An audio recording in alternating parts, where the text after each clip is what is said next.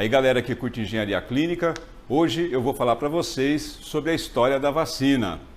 Nós que trabalhamos na área de engenharia clínica, estamos dentro dos hospitais, a gente tem que conhecer essas coisas, né? A vacina agora duas delas foram aprovadas em caráter emergencial, a coisa vai rolar e a gente precisa estar por dentro do assunto, precisa entender essa história, contar para as crianças para que a gente não esqueça do que a gente aprendeu com a história da vacina e não esqueça isso nunca mais e evite que a gente também tome decisões erradas, pense errado ou fale errado, informe errado, tá? Antes de começar, eu queria lembrar para vocês, vou deixar aqui na descrição 2 links. O primeiro para o Plano Nacional de Imunização, a gente precisa de conhecer, saber o que está sendo planejado.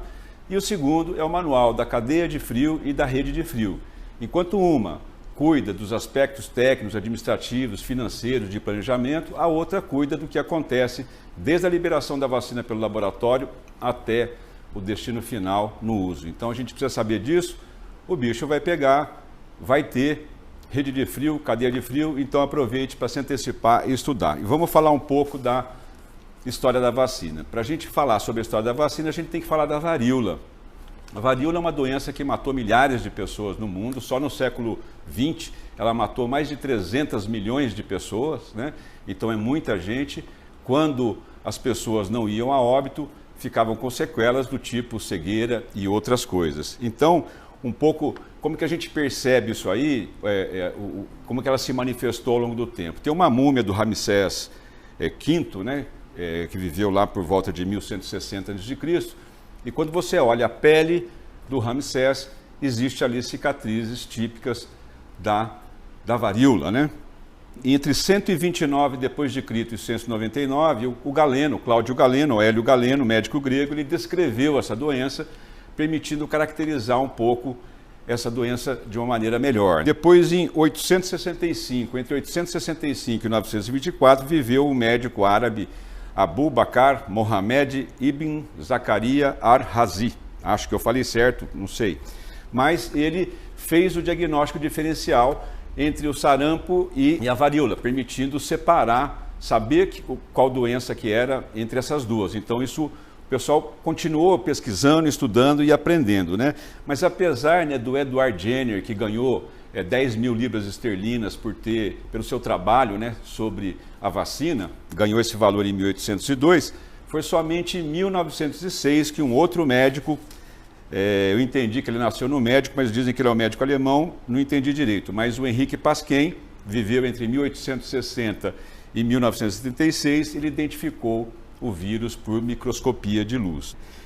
Então, vamos falar um pouquinho dessa doença para vocês entenderem como ela foi emblemática. O período de incubação é mais ou menos 12 dias, ou seja, você foi contaminado, o seu sistema imunológico começa a reagir a esse vírus, então instaurou ali um processo infeccioso. O que o paciente sentia ali por volta dos 3 primeiros dias?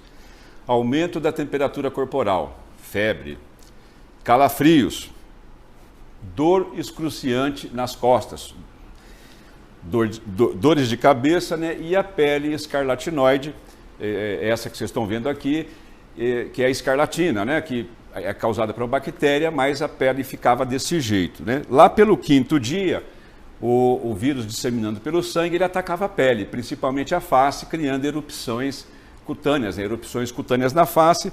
Lá pelo 7º dia, essas erupções avançavam para o tronco e pernas e, finalmente, aí ela tomava o corpo todo, praticamente pela pele e pela mucosa. Braço, mucosa da boca, traqueia, vocês imaginam isso lá dentro da sua traqueia, ânus, vulva e orifício uretral.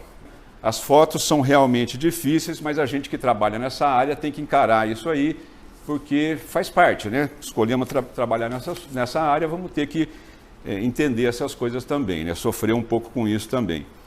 Outros fatos ainda, né? A criação da vacina, né? Importante, existia, a varíola tem várias formas, né?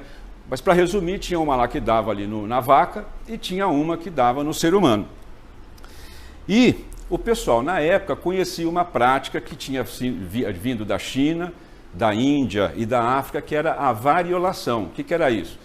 Eles pegavam, por exemplo, a ferida, né, a ferida seca, maceravam isso, faziam um pó e sopravam isso nas narinas do paciente, inoculando isso diretamente no pulmão. Outros pegavam aquele pus e deixavam ele exposto ao sol e perfuravam a pele. Isso era feito, ninguém sabia por quê, o fato é que era feito. Tinha alguns casos que não dava certo, né? Um percentual ali, pelo que eu li, de 1 a 3%, mas o fato é que isso acabou chegando na Europa, foi para as colônias, virou moda e, de certa forma, caiu no esquecimento.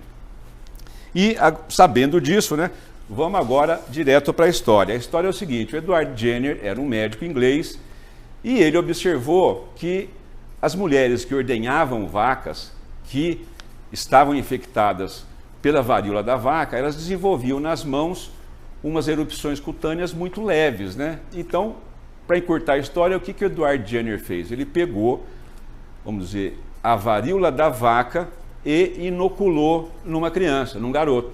Esperou passar o tempo, observou, o garoto, não aconteceu nada de grave com ele, e passou um outro tempo, aí sim, ele inoculou com a varíola humana e não aconteceu nada. O fato é que ele continuou estudando e acabou concluindo esse trabalho em 1799, onde ele publicou esse livro.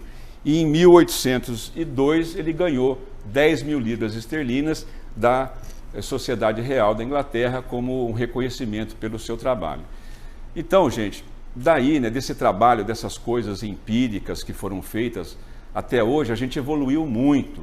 Então a gente precisa de conhecer a história da vacina, contar para as crianças, né? Procurem no YouTube aí, tem muitos vídeos legais em inglês, em português também, e tem alguns vídeos inclusive para crianças, que é contado de uma outra forma, para que a gente não esqueça isso, todos os ganhos que a gente teve.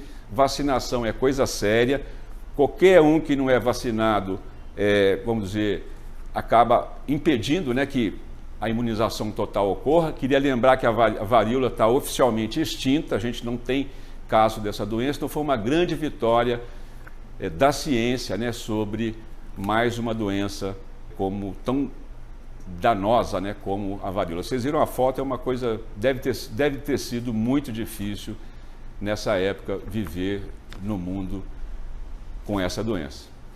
Então é isso aí, espero que vocês tenham gostado. Se vocês estão gostando do canal, estão achando o conteúdo interessante, compartilha, ajuda a disseminar e aumentar a relevância do tema Engenharia Clínica nas redes, tá?